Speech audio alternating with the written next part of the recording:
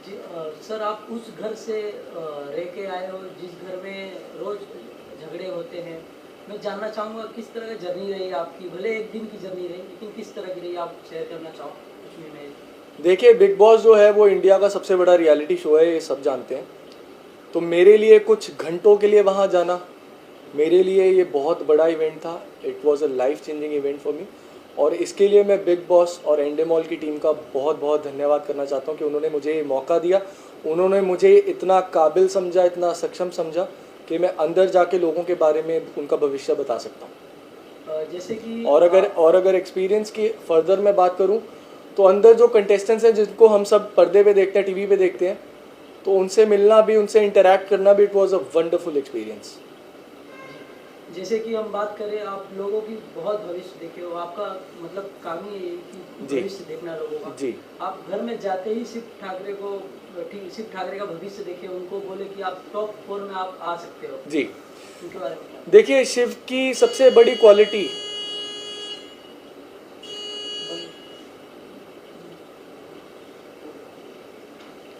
देखिए शिव की जो सबसे बड़ी क्वालिटी है वो दिल से ना, जितने साफ शिव हैं शायद घर में और कोई कंटेस्टेंट नहीं होगा।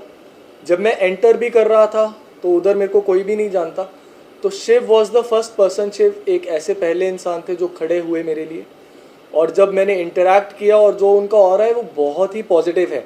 मतलब लोगों के बारे में किसी भी तरह की नेगेटिविटी वो नहीं रखते, जो कि सब देख पाते हैं शो में। और शिव का जो करियर है, जैसे कि मैंने प्रिडिक्ट किया और मैंने उन्हें बोला है कि टॉप 4 में वो अवश्य दिखते हैं मुझे। और कल सलमान सर ने भी मुझसे पूछा था कि अगर विनर आपको कौन दिख रहे हैं, तो मैंने उन्हें ये बोला कि मेरे पास सबका हॉरोस्कोप नहीं है। मेरा जो असली काम है वो है हॉरोस्कोप देखना। जो फेस रीडिंग है, that is the 20% of the whole thing that I do. तो फेस रीडिंग की अपने में खुद कुछ कमियां हैं। फेस रीडिंग इतनी सक्षम नहीं है कि पूरा प्रिसीजन से हम बता पाए। इसलिए मैंने बोला था कि अगर आप प्रिडिक्शन की बात करो कि कौन जीत रहा है सिर्फ फेस रीडिंग से, तो मैं कहूँगा 51% जो है वो प्रियंका के चांसेस हैं, 49% जो है वो शिव के चांसेस हैं। लेकिन अगर आप मेरे फेवरेट्स की बात करो तो मैं चाहता हूँ कि शिव ये शो जीते। और शिव में एक और चीज़ मुझे बहुत क्लियरली दिखी थी, जो मैंने प्रिडिक्ट भी किया था। 2024 से पहले आप उन्हें बहुत जल्दी, बॉलीवुड नहीं अगर तो एक मराठी मूवी में तो ज़रूर देखोगे। जी, और साथ ही हम बात करें सिंबुल की, जी। तो उनका भी आप फ्यूचर देखे थे, और आपको सिंबुल का गेम कैसे लगा, मतलब किस तरह से घर के अंदर? देखिए, सुम्बुल जो है वो सबसे यंग कंटेस्टेंट है अभी जो घर के अंदर है।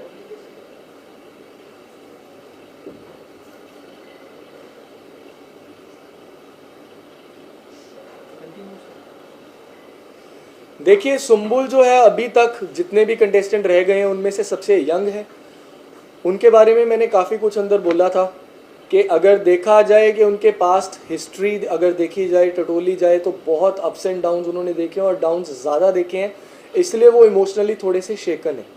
तो मैंने उन्हें बताया था, अगर इमोशनल स्टेबिलिटी, इसी वजह से वो दूसरों में मिक्सअप होने की कोशिश करते हैं। वो मिक्सअप होना गेम के लिए नहीं है, ये मैं बताना चाहता हूँ, लेकिन सब दर्शकों को यही लगता है कि सुम्बुल गेम के लिए सबसे मिक्सअप होती है, अपना फ़ायदा देखती है। लेकिन वो गेम के लिए बिल्कुल भी नहीं है।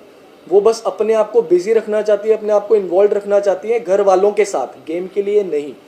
ठीक है, क्योंकि अगर वो फ्री रहे या अकेली रहे तो वही स्ट्रेस जो उससे पास्ट हिस्ट्री से रिलेटेड है, और वही स्ट्रेस जो घर वालों के से रिलेटेड भी है, जैसे उनके डैड के साथ जो इंसिडेंस हुआ, जो काफ़ी लोगों को पसंद भी नहीं आया, जो फ़ोन कॉल की बात थी, तो ये सब चीज़ें भी उन्हें हॉन्ट करती रही हैं। और यही कारण है कि वो शो में भी उतना अपना जो चुलबुलापन है वो दिखा नहीं पाई। लेकिन एक चीज़ बहुत क्लियर है, आगे फ्यूचर उनका बहुत सही है। इमोशनल टर्मोइल के लिए मैंने उन्हें काफ़ी सजेशंस दिए हैं जो आपने शो में देखी होंगी। और साथ ही टीना और शालीन का जो फेक लव चालू है, जी। लोग कंफ्यूज रहते हैं कि ये फेक लव है या रियल लव है। देखिए, शालीन की तरफ से जब शुरू हुआ था, उसकी तरफ से काफ़ी हद तक प्योर था, दर्शकों को नहीं लगेगा ऐसा। लेकिन टीना ने बिल्कुल अपनी गेम के एडवांटेज के लिए शालीन को यूज़ किया। स्टैन एक पहला इंसान था जिसने शालीन को साइड पर जाकर बोला था कि टीना जो है इससे थोड़ा दूरी बनाए रखें। बट शालीन को हम अब प्यार में अंधा कहें या गेम के लिए कहें, वापस बार बार इमोशनल सपोर्ट के लिए वो टीना के पास ही गया है। इसका एक रीज़न ये भी है क्योंकि गेम में उसको और कोई दिखा नहीं, टीना ही थी जो उसके लिए एक सहारा, एक कंधा बनी हुई थी। शालीन को ये बात बहुत देरी से समझ में आई है।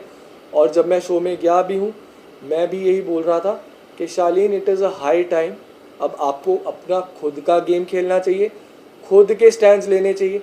शालीन का जो सबसे बड़ा फाइट भी जो हुआ है दोनों बार स्टैंड के साथ, उसका कारण भी टीना ही रही है।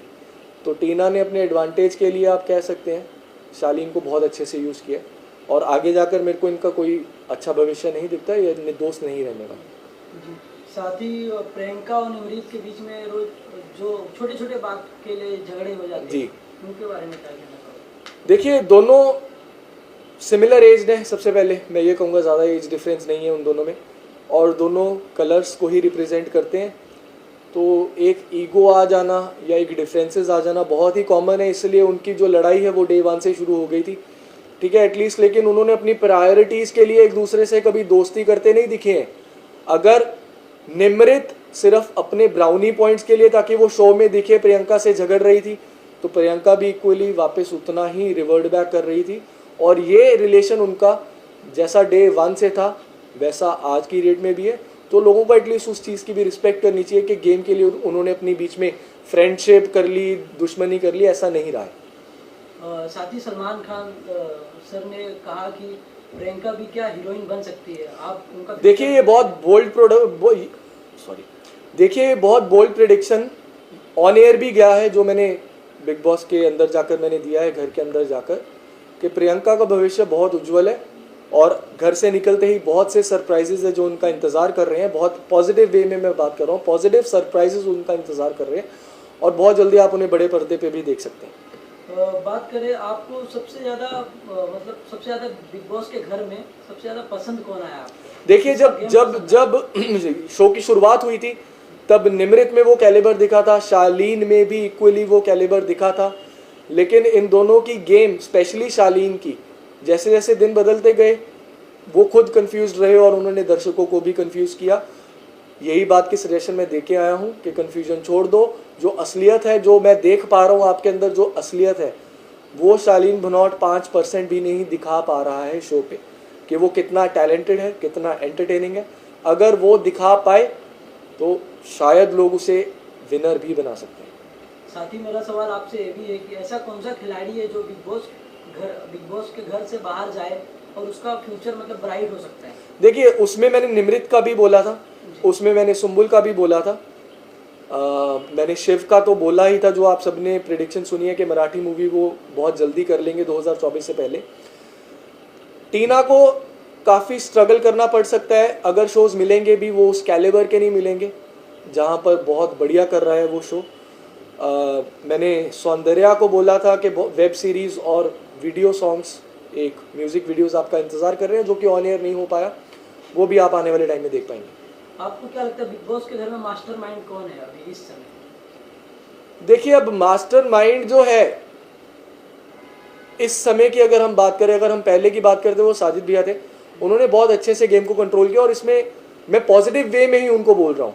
उन्होंने बहुत अच्छे से सभी को कंट्रोल में रखा और हमेशा कोशिश की कि झगड़े ना हो। और मैं नहीं समझता कि बिग बॉस जितने भी सीज़न आए हैं बिग बॉस के 16वां सीज़न चल रहा है, कोई ऐसा कॉन्टेस्टेंट जिसको कोई हेट नहीं करता और अपफ्रंट झगड़ा नहीं करता। अर्चना के 1-2 बार इंसिडेंसेस हुए थे साजिद भैया के साथ, लेकिन बाद में वो भी आप देख सकते हैं भाई बहन वाला प्यार उनका आगे निकल कर आया। तो साजिद भैया जो थे, उनको आप मास्टरमाइंड कहो या घर में मिक्सअप होना अच्छे से वो कहो, तो साजिद भैया अपनी गेम बहुत अच्छे से खेल रहे थे। अगर हम अभी की बात करें तो शिव एक ऐसी पर्सनैलिटी है जिसको सभी पसंद कर रहे हैं, और गेम वो अपने काफ़ी हद तक अपने कंट्रोल से चला भी रहे हैं, तो हम शिव को भी ये बोल सकते हैं। साथ ही सलमान खान सर के बारे में क्या कहना है आपका, उनके बारे में क्या कहना चाहोगे? देखिए, एक बहुत बड़ा मैंने लाइफ का एक बहुत मेजर एक्सपीरियंस उनसे शेयर किया था 2016 में, जब उनका मूवी एक आया था सुल्तान, जो कि एक बहुत बड़ा ब्लॉकबस्टर रहा था। तो 2016 में वो पंजाब आए थे, और वो जहाँ पर एक प्राइवेट पार्टी में जाने वाले थे, वहाँ कुछ पर्सनल रीजंस की वजह से, जो मैं शेयर नहीं करना चाहता, वहाँ मैं उनको मिल नहीं पाया। तो काफ़ी देर तक मुझे ये दुख रहा कि मैं बिल्कुल क्लोज से मैंने वो मौका गवा दिया, और मैं रोया भी था, मैं ये भी ऐड ऑन करना चाहता हूँ। तो और वो समय था जब मैं एस्ट्रोलॉजी सीख रहा था। तो कल जब मेरा ये सपना पूरा हुआ तो मैंने बिग बॉस को और एंडेमॉल का बहुत बहुत शुक्रिया अदा किया एस्ट्रोलॉजी का शुक्रिया अदा किया जो कि एक ज़रिया बना है मेरे को सलमान सर से मिलने का। एंड सलमान सर को मिलना बहुत लोगों का सपना होता है और मैंने तो स्टेज शेयर किया उनके साथ, चाहे वो 2 मिनट के लिए चाहे वो 5 मिनट के लिए। तो मेरे लिए अभी तक का लाइफ का ये सबसे बड़ा इवेंट था और मैं सलमान सर को भी थैंक यू करना चाहता हूँ। उन्होंने बहुत अच्छे से, बहुत फ़नी वे से सब चीज़ों को लिया और अच्छे से थोड़ा सा सुना भी है मुझे। साथ ही बिग बॉस तो बहुत बड़ा एक रियलिटी शो रहा जी। उसके सिवा और कौन से रियलिटी शो में आप जाना पसंद करोगे? देखिए, जिन जिन रियलिटी शोज़ में एस्ट्रोलॉजर की ज़रूरत पड़ सकती है तो मैं हमेशा तैयार रहूँगा। जैसे एंडमॉल की टीम ने, जैसे कि मैंने अभी ऐड ऑन किया कि एंडमॉल की टीम ने मुझे सक्षम समझा कि मैं अंदर जाकर लोगों का भविष्य बता सकता हूँ और शायद मुझे ऐसा लगता है और एंडमॉल की टीम ने भी यही कहा है, बिग बॉस की टीम ने भी यही कहा है कि आपने बहुत अच्छे तरीके से सबको उनका भविष्य बताया और उनके पास के बारे में भी बहुत अच्छे से बताया। तो फ्यूचर में अगर कोई ऐसे शोज़ होते भी हैं जहाँ किसी एस्ट्रोलॉजर की ज़रूरत है, आई एम ऑलवेज देयर। जाते जाते आपको जो इतना प्यार देते हैं आपके फैंस, उनके बारे में क्या कहना है? जी, फैंस प्यार भी करते हैं काफ़ी। अभी मेरे इंस्टाग्राम और ईमेल्स भरे पड़े हैं कि उनको भी एक सेशन चाहिए और एट द सेम टाइम कुछ लोगों से हेटरेट भी बहुत ज़्यादा मिला है। जैसे प्रियंका अंकित के ऊपर जो मैंने कमेंट किया है तो वो बैकलैश भी मुझे मिला है वो। लेकिन मेरा काम है दुनिया को सच्चाई दिखाना, वो मेरा काम है। प्रियंका अपना टाइम वेस्ट ना करे वो बताना मेरा काम है ताकि उसका भविष्य उज्जवल रहे, उसीलिए मैं वहाँ था।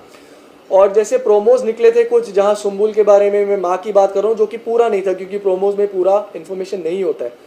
तो एक बहुत बड़ी एक्ट्रेस जो है जिनका मैं नाम नहीं लेना चाहता, उन्होंने ट्विटर पे ट्वीट भी किया था।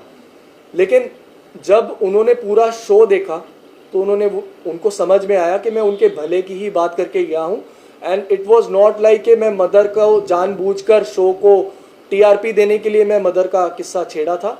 तो जब उन्हें पूरा एपिसोड देख के समझ में आया, उन्होंने ट्वीट अपने आप ही वापस ले लिया। Thank you sir. Most welcome.